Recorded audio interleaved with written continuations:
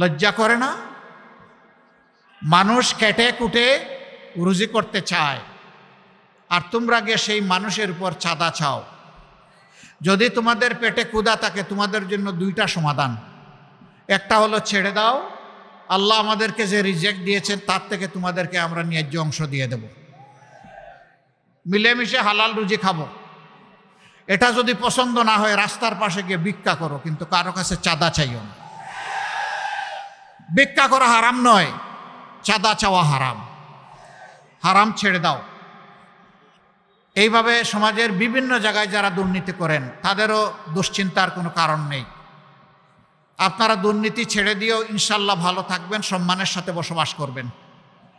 আমরা সেই ব্যবস্থা সমাজ থেকে, রাষ্ট্র থেকে আপনাদেরকে উপহার দেব ইনশাআল্লাহ। আমি আরেকটা কথা বলে একটু সাবধান বাণী উচ্চারণ করতে চাই। শুধু রাজনৈতিক লেবাস পরে নয়, অন্য কোনো দায়িত্ব থেকেও যদি কেউ এবার জনগণের বুটের উপর কালো হাত রাখতে চান, সবগুলো আঙ্গুল খুলে ফেলা হবে। এই দুঃসাহস দেখাবেন না। মনে রাখবেন, এই জাতির সন্তানেরা লড়াই করে জীবন দিয়ে ছোপ ছোপ রক্ত আর খাড়ি খাড়ি লাশ হয়েও তারা অন্যায়ের কাছে মাথা নত করে নাই। আমরা তাদের রক্তের ঋণ পরিশোধ করতে বদ্ধপরিকর। তারা সমাজ থেকে অবিচার, অন্যায়, দুর্নীতি, বৈষম্য দূর করার জন্য রাস্তায় নেমে বলেছিল, উই ওয়ান্ট জাস্টিস। আমরা এই জাস্টিস কায়েম করব ইনশাআল্লাহ। এই পথে গরম বাতে বিলাই বেজার। তুমি যদি বেজার হও, মন খারাপ করো, ও বিড়াল, তোমার জন্য আমার করার কিছু নাই। সংগ্রামী বন্ধুগণ,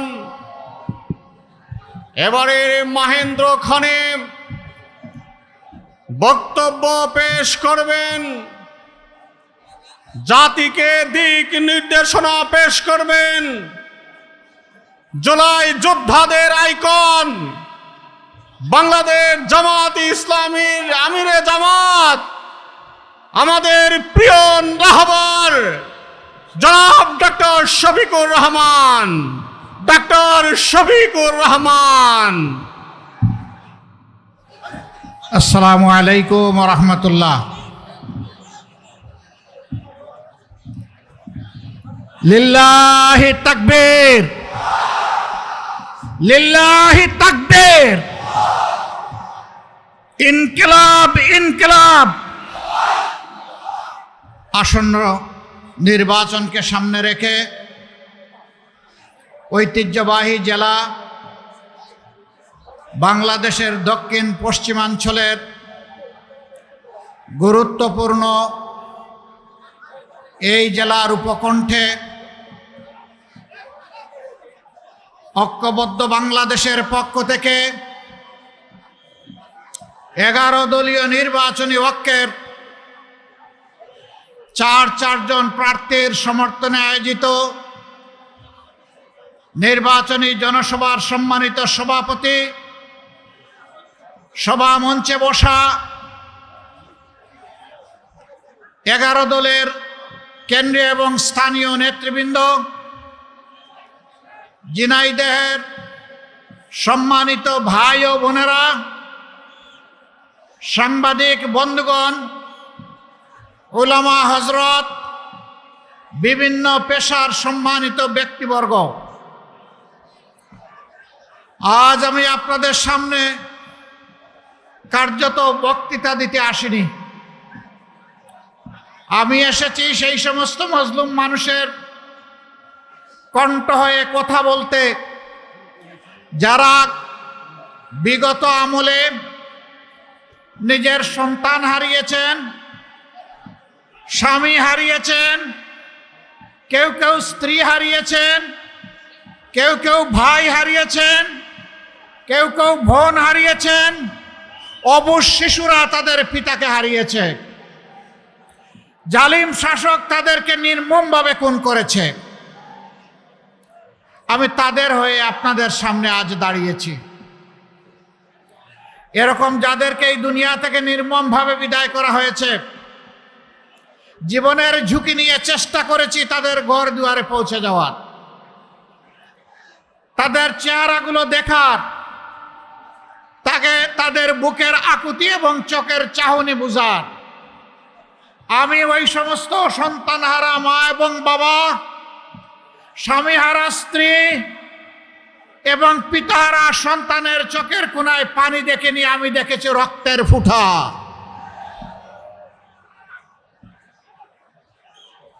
কি অপরাধ ছিল তাদের আপনজনের?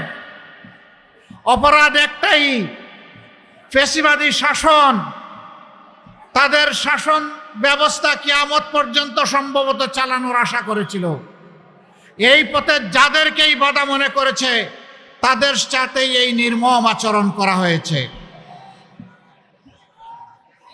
সেই কঠিন সময়ে আমি 3-4টা শহীদ পরিবার এই শহরে গিয়েছিলাম। আমি যাওয়ার পরে তাদেরকে ভীত সন্ত্রস্ত অবস্থায় পেয়েছি। একটা শহীদ পরিবার তাদের স্বাভাবিক সৌজন্যতার স্বার্থে আমার সামনে কিছু নাস্তা রেখেছিল। হঠাৎ করে শহীদের পিতা এসে কানে কানে বললেন, আমরা দুঃখিত, আপনি এই নাস্তা এখন আর গ্রহণ করবেন না, এখনই আপনার বের হয়ে যাওয়া দরকার। আমরা আশঙ্কা করছি আপনার কোনো ক্ষতি সাধন করা হবে। আমাদের ক্ষতি সাধন হোক, আপনার ক্ষতি সাধন আমরা সহ্য করতে পারবো না। এই ছিল তখনকার অবস্থা। আমি তাদের হয়ে এখানে দাঁড়াতে এসেছি। আমি শুধু তাদের হয়ে এখানে দাঁড়াতে আসিনি, আমি দাঁড়াতে এসেছি সেই সমস্ত মাদের, বাবাদের, বোনদের, সন্তানদের, ভাইদের পক্ষে এখানে কথা বলতে, যাদের আপনজনকে ধরে নিয়ে তুলে নিয়ে আয়না করে বছরের পর বছর গুম করে রাখা হয়েছিল। তারা জানতেন না তারা জীবিত না মৃত। যে যাদের আপনজন চলে গেছে, আপনজনকে জানাজা করে দাফন করতে পেরেছে, তাদের কষ্ট ছিল এক ধরনের। কিন্তু যারা আপনজন কোথায় আছে, তারা কি বেঁচে আছে না দুনিয়া ছেড়ে চলে গেছে জানতেন না, তাদের কষ্টের মাত্রা ছিল ভিন্ন। অনেকে রাতের বেলা ঘুম ভেঙে উঠে হাউমাউ করে কাঁদতেন, ও আমার বুকের দন, তুমি কোথায় আছো? আল্লাহ কি তোমাকে বাঁচিয়ে রেখেছেন? আমি কি তোমাকে আমার বুকে আবার ফেরত পাবো? শিশুরা দেয়ালের মধ্যে বাবার ছবি আঁকতো, ও বাবা তুমি ফিরে আসো, তুমি কোথায় আছো? অনেক দিন তোমাকে দেখি না।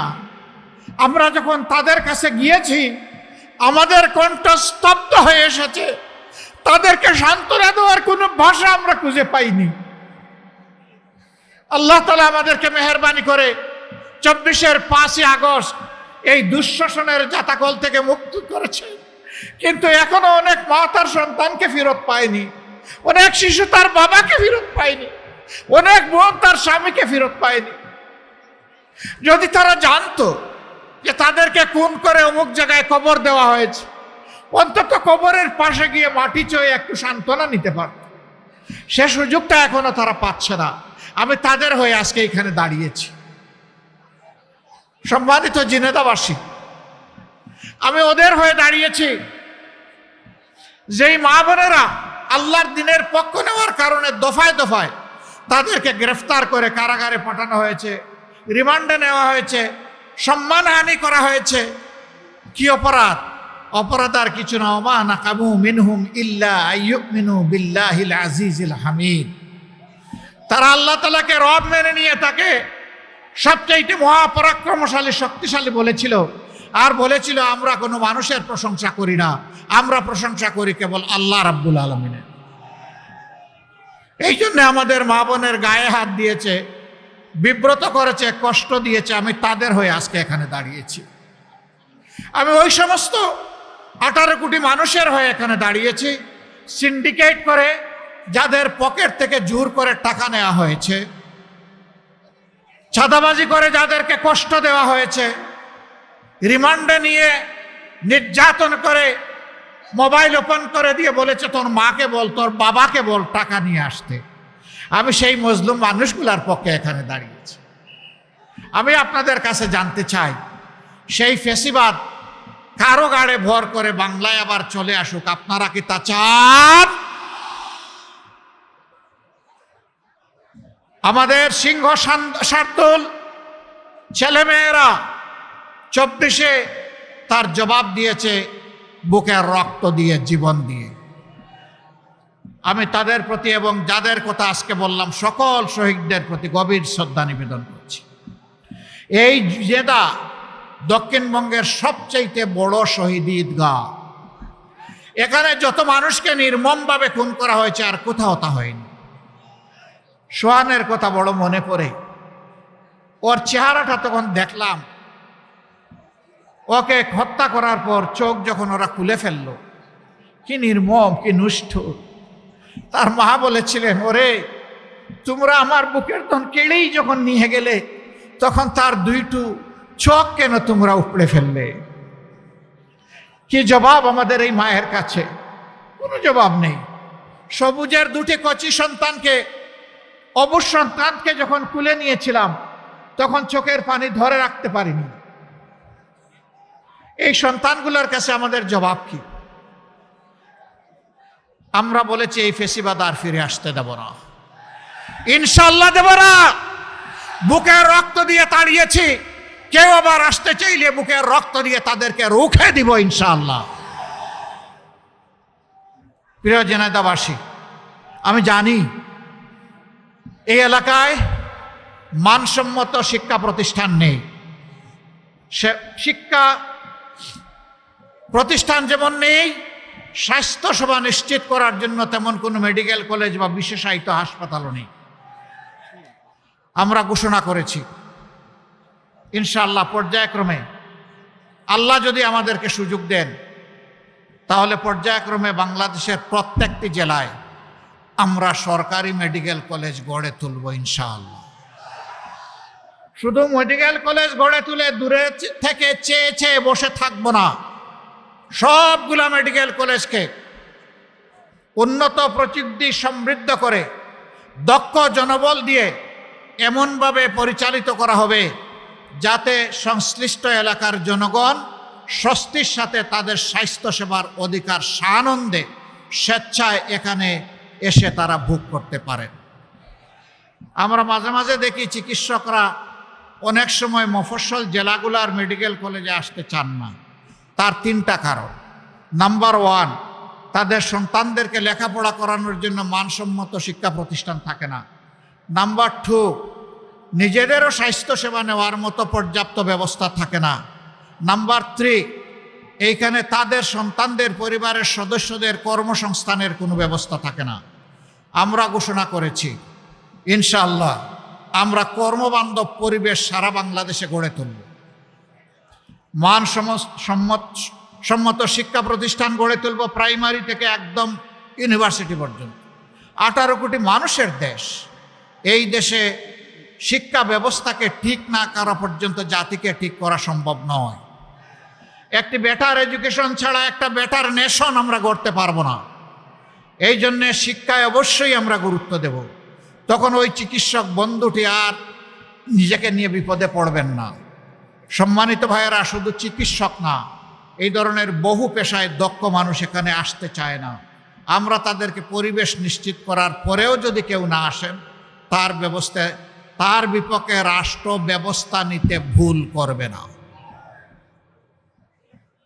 রাষ্ট্রের অর্থ আপনার পিছনে খরচ করা হচ্ছে, এই প্রতিষ্ঠানের পিছনে খরচ করা হচ্ছে সেবার জন্য, কাজের জন্য। অন্য জায়গায় বসে থেকে এখান থেকে টাকা নেওয়ার জন্য নয়। ভুল বুঝবেন না, শুধু চিকিৎসক না, সকলের প্রায় একই অবস্থা। প্রিয় জেনেদাবাসী, এই জেলার যোগাযোগ ব্যবস্থা আলহামদুলিল্লাহ যতটুকু আছে, কিন্তু আরও বহু করার প্রয়োজন রয়েছে। এখান থেকে যদি পাশের জেলা যশোরে যেতে চান, কোনো রুগী নিয়ে হয়তো সেখানে আপনি মুভ করতে চান, সেখানে একটা মেডিকেল কলেজ আছে, আরও উন্নত কিছু চিকিৎসা প্রতিষ্ঠান আছে, স্বাস্থ্যসেবা প্রতিষ্ঠান আছে। রাস্তার এমন বেহাল দশা যে রাস্তায় রুগী অর্ধমৃত অবস্থায় হয়ে যাবে। কেন? এই এলাকার কি কোনো মা বাবা নাই? সরকারের কি দুইটা চোখ নাই? সরকারের কি ম্যান পাওয়ার নাই? এইখানে কি পিডিবি, রোডস অ্যান্ড হাইওয়েজের লোকেরা নাই? তাহলে ভৌত এবং যোগাযোগ অবকাঠামো কেন তৈরি হচ্ছে না, কেন এটাকে রিপেয়ার করা হচ্ছে না? তার একটা মাত্র কারণ, রাষ্ট্রের টাকা চুরি করে লুটপাট করে রাষ্ট্রের তহবিলকে ধ্বংস করে ফেলা হয়েছে। আমরা আপনাদেরকে কথা দিচ্ছি, আল্লাহ যদি আপনাদের বুটে সমর্থনে আমাদেরকে সেই জায়গায় পৌঁছান, যারা আমাদের টাকা চুরি করেছে, জনগণের টাকা চুরি করেছে, ওদের পেটের ভিতরে হাত ঢুকাইয়া সেখান থেকে বের করা হবে ইনশাআল্লাহ। এটা দেশে হোক বিদেশে হোক, এটা বদহজমি হবে, এটা হজম করতে পারবে না ইনশাআল্লাহ। এ টাকা ফেরত এনে রাষ্ট্রীয় কোষাগারে জমা দিয়ে দেশের উন্নত এবং জনগণের খেদমতে এইটাকে ইনশাআল্লাহ ব্যয় করা হবে। যদি চুরি বন্ধ করা যায়, চুরি হওয়া টাকা যদি ফিরিয়ে আনা যায়, আমরা গভীরভাবে আশাবাদী মাত্র 5টা বৎসর লাগবে, বাংলাদেশের চেহারা পাল্টে যাবে ইনশাআল্লাহ। যারা যুবক বন্ধুরা আছো, একটা কথা আমাকে এখান থেকে স্মরণ করিয়ে দেওয়া হয়েছে, ঝিনাইদহ কোনো রেল লাইনের ছোঁয়া পায়নি। আল্লাহ যদি আমাদেরকে এই দেশ সেবার দায়িত্ব দেন, আমরা কোনো জেলার সাথে সৎ মায়ের সন্তানের আচরণ করব না। যে জেলা যে ব্যাপারে যতটা পিছনে এবং বঞ্চিত, উন্নয়ন প্রথম চলে যাবে ওই ক্ষেত্রে তাদের ঘরে। এটা দেখা হবে না প্রধানমন্ত্রীর বাড়ি কোথায়, প্রেসিডেন্ট মহোদয়ের বাড়ি কোথায়, মন্ত্রী মহোদয়ের বাড়ি কোথায়। এটা দেখা হবে আমাদের বাংলাদেশের ঠিকানাগুলা ঠিক আছে কিনা, আর বঞ্চিত জনপদ তার পাওনা পেয়েছে কিনা। ইনশাআল্লাহ রেল লাইন সহ সবই হবে, শুধু একটা সদিচ্ছার, রাজনৈতিক সদিচ্ছার প্রয়োজন আর একটা সৎ সরকারের প্রয়োজন। অসৎ সরকার দিয়ে এটা হবে না, চাঁদাবাজ দিয়ে এটা হবে না, দুর্নীতিবাজ দিয়ে এটা হবে। সম্মানিত ভাইয়েরা, এবার আপনাদের কাছে আমানত রেখে যাচ্ছি আমাদের পক্ষ থেকে 4 জন ভাইকে, যারা আপনাদের হয়ে এই অঞ্চলের প্রতিনিধিত্ব করবেন ইনশাআল্লাহ। আমরা তাদের হাতে এখন ইনসাফের প্রতীক দাড়িপাল্লা তুলে দিব একে একে। আমরা তাদেরকে সামনে আসার জন্য আহ্বান জানাচ্ছি।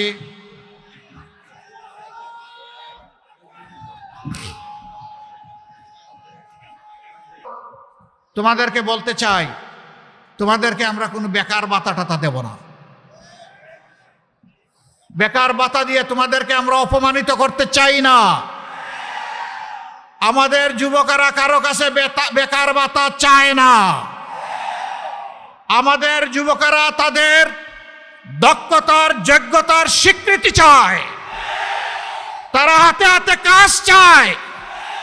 আমরা কথা দিচ্ছি তোমাদের প্রত্যেকের হাতে মর্যাদার কাজ তুলে দেব ইনশাআল্লাহ। মা বোনদের কথা দিচ্ছি, 24-এ আপনারা জীবন বাজি রেখে ঢাকা সহ সারা বাংলাদেশে আপনাদের সন্তানদের সাথে রাস্তায় এসে লড়াই করেছেন। আমরা আপনাদের কাছে কৃতজ্ঞ। এমন বাংলাদেশ আমরা আপনাদের জন্য গড়ে তুলতে চাই।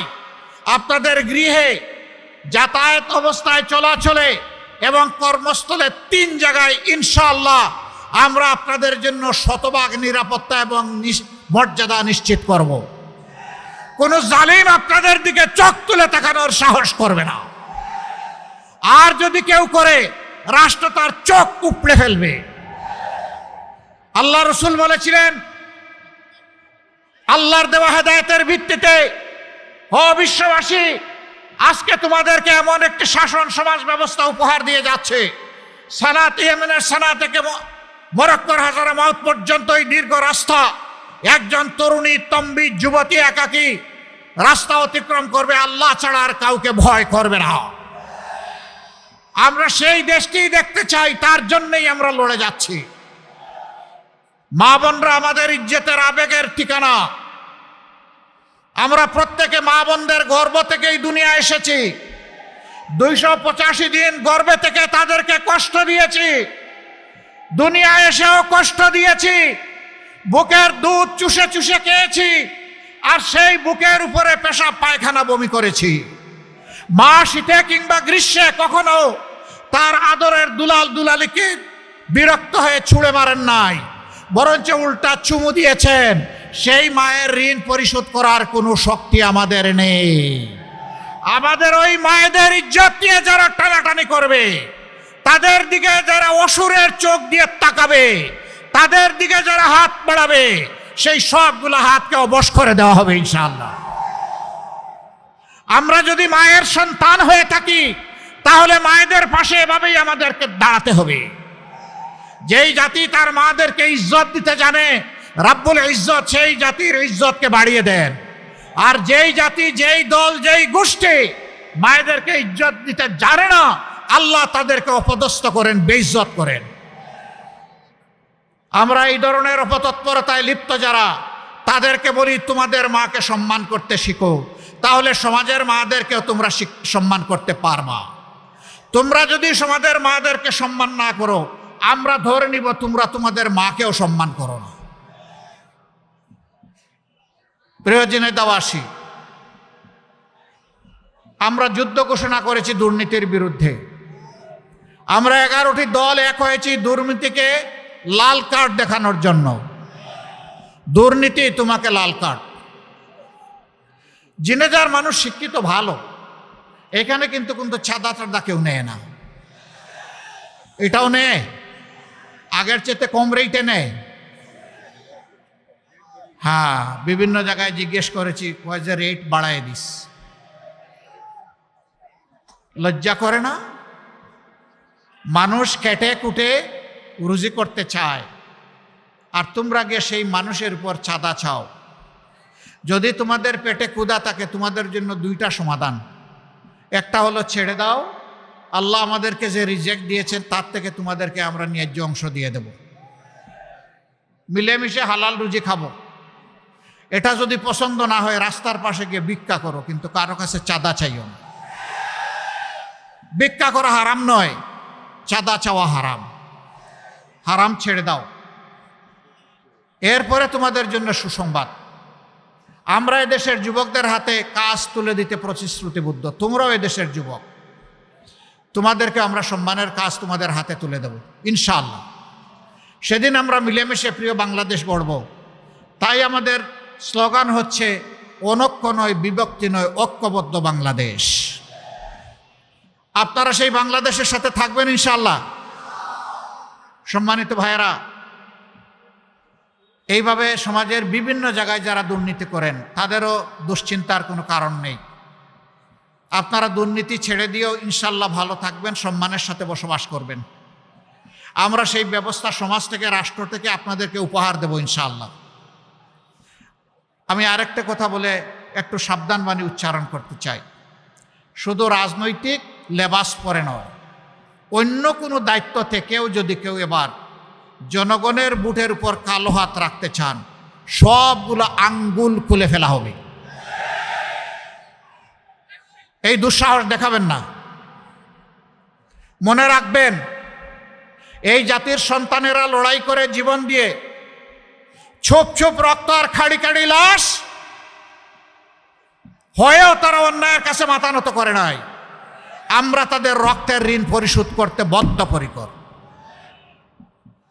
তারা সমাজ থেকে অবিচার, অন্যায়, দুর্নীতি, বৈষম্য দূর করার জন্য রাস্তায় নেমে বলেছিল, উই ওয়ান্ট জাস্টিস। আমরা এই জাস্টিস কায়েম করব ইনশাআল্লাহ। এই পথে গরম বাতে বিলাই বেজার। তুমি যদি বেজার হও, মন খারাপ করো, ও বিড়াল, তোমার জন্য আমার করার কিছু নাই। আমরা এগিয়ে যাব ইনশাআল্লাহ মুক্তির মঞ্জিলের দিকে। যতক্ষণ পর্যন্ত এই জাতির মুক্তি না হবে, আমাদের লড়াই অব্যাহত থাকবে। সম্মানিত ভাইয়েরা, সম্মানিত যুবকেরা, যুবতীরা, মায়েরা, বোনেরা, 24-এ যেমন লড়াই করেছেন, একটা বিপ্লব করেছেন, 26-এ আরেকটা বিপ্লব করতে হবে। 24-এ বুলেটের সামনে দাঁড়িয়ে বিপ্লব করেছেন, বিজয় ছিনিয়ে এনেছেন। এই 12 তারিখ ব্যালটের মাধ্যমে সেই বিজয় ছিনিয়ে আনতে হবে। আমরা কোনো দলের বিজয় চাই না, আমরা 18 কোটি মানুষের বিজয় চাই। আমরা 18 কোটি মানুষের মুক্তি চাই। আমরা 18 কোটি মানুষের জীবনে পরিবর্তন চাই। আমরা শান্তিতে, নিরাপদে বাঁচতে চাই। আমরা আমাদের যুবকদের নিয়ে সামনে ঝাঁপ দিতে চাই। এই দেশকে নিয়ে আমরা এগিয়ে যেতে চাই। বিশ্বের দরবারে মাথা উঁচু করে দাঁড়াতে চাই। তার জন্য 11 দলের আজকের এই প্রয়াস। আমরা কথা দিয়েছি, ক্ষমতায় বসে আমরা সম্পদ বাড়াবো না, বাড়াতে দেব না। আমরা সম্পদ বাড়াবো জনগণের, নেতাদের নয়। একজন নেতা হয়, 5 বছরে তার সম্পদ হয়ে যায় 500 গুণ। গরিব মানুষ খেতে পারে না, হাড় ভাঙ্গা পরিশ্রম করে কাঁপে, তাদের পয়সাগুলোও চুরি করে ওরা 500 গুণ সম্পদ বৃদ্ধি করে। প্রত্যেক বৎসর জনপ্রতিনিধিরা বাধ্য থাকবেন তাদের এবং তাদের পরিবারের সদস্যদের সম্পদের হিসাব দিতে। কড়ায় গন্ডায় আপনারা সেই হিসাব আদায় করে নেবেন, ছাড় দিবেন না। আপনার আগে এমন ছিল, এখন এটা হলো কেন? যদি যখন সেই রকম অস্বাভাবিক কিছু, আর যদি দেখেন জায়গায় আছে, এদের জন্য বুক ভরা দোয়া করবেন। নদীগুলা মরে গেছে, আপনারাও পদ্মার চোয়া পেয়েছেন। নদী মরা মানে মাটি মরা, মাটি মরা মানে আমার মার হাহাকার। আমরা ইনশাআল্লাহ, নদী শাসন নয়, নদীকে আমরা ভালোবাসবো ইনশাআল্লাহ। এই নদীকে নাব্যতা ফিরিয়ে দেওয়ার জন্য যা দরকার তাই করা হবে। এর বহুমুখী উপকারিতা রয়েছে, এটা বলার কোনো দরকার নেই, আপনারা ভালো করে বুঝেন। আমরা এই সবগুলা ফিরিয়ে আনবো একে একে, আল্লাহ চাইলে, আমাদেরকে শক্তি দিলে। সবচেয়ে বড় কথা, আমরা দুর্নীতিবাজদের হাত ইনশাআল্লাহ তাআলা আজিম ব্যান্ডেজ করে মুষ্টিবদ্ধ করে দিব, ওরা আর হাত বাড়াতে পারবে না। লন্ডন থেকে এক মুফতি এসেছে, এসে বলেছে মা এবং বোনদের ফ্যামিলি কার্ড দিবে।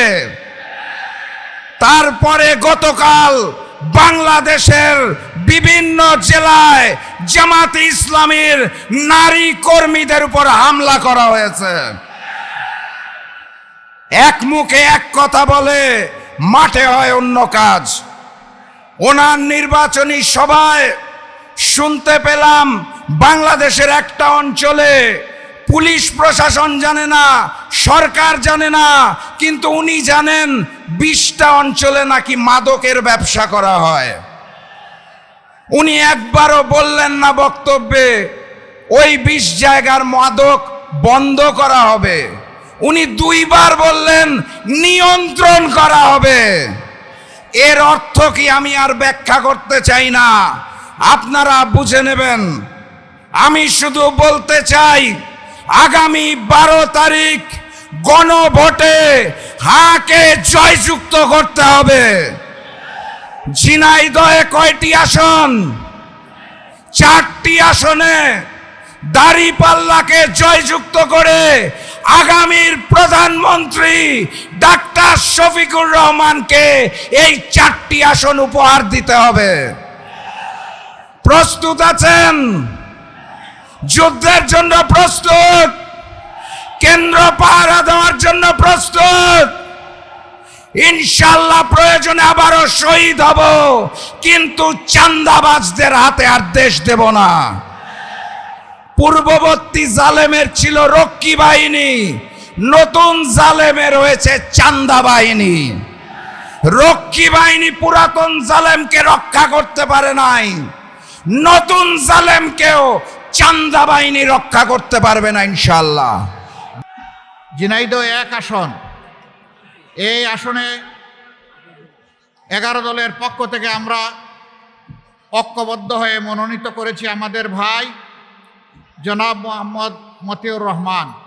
ওনার হাতে আমরা আজকে ইনসাফের প্রতীক দাড়িপাল্লা তুলে দিলাম। ইনসাফ জিন্দাবাদ, ইনকিলাব জিন্দাবাদ। এরপরে ঝিনাইদহ 2 আসন, সম্মানিত জেলা আমির বিশিষ্ট শিক্ষাবিদ অধ্যাপক জনাব আলী আজম মোহাম্মদ আবু বকর। নামটা যেমন লম্বা, কাজটাও তেমন টেকসই। ইনশাআল্লাহ তাআলা আজিম জেনাদাবাসীর কণ্ঠ হয়ে আগামীতে তিনি জাতীয় সংসদে আপনাদের প্রতিনিধিত্ব করবেন ইনশাআল্লাহ। আপনারা দাড়িপাল্লার পক্ষে আছেন? মার্কা আছে? কোন সে মার্কা? আরো জুড়ে গগন কাঁপিয়ে সর্বত্র, ঝিনাইদহ থেকে সারা বাংলায় ইনশাআল্লাহ। এরপরে ঝিনাইদহ 3 আসন, অধ্যাপক মতিয়ার রহমান, তার হাতে আমরা ইনসাফের প্রতীক দাড়িপাল্লা তুলে দিচ্ছি। তিনি একজন বিশিষ্ট শিক্ষাবিদ, মজলুম শিক্ষাবিদ। জালেম সরকার তার ছাত্র ছাত্রীদেরকে তিনি যে শিক্ষা দিবেন সেইটা থেকে তাকে বঞ্চিত করে রেখেছিল। আমরা তার হাতে বেইনসাফির বিরুদ্ধে ইনসাফের প্রতীক দাড়িপাল্লা তুলে দিলাম। প্রতীক আছে? কোন সে প্রতীক? 12 তারিখ ইনশাআল্লাহ। 4 নম্বর আসন, মৌলানা আবু তালিব, তার হাতে আমরা তুলে দিচ্ছি ইনসাফের প্রতীক দাড়িপাল্লা, ইনশাআল্লাহ।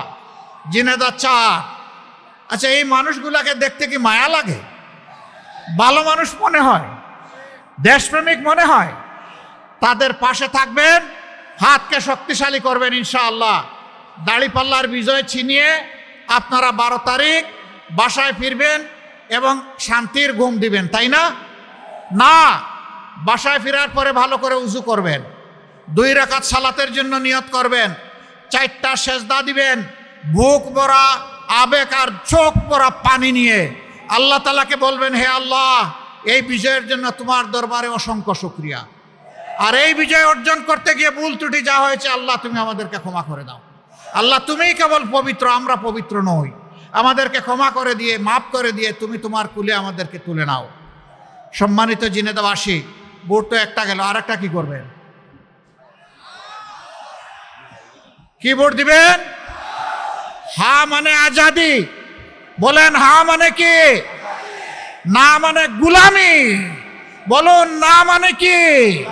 গুলামি। আজাদি না গুলামি? আজাদি না গুলামি? নারে তাকবীর, লিল্লাহি তাকবীর, ইনকিলাব জিন্দাবাদ। আসসালামু আলাইকুম ওয়া রাহমাতুল্লাহ।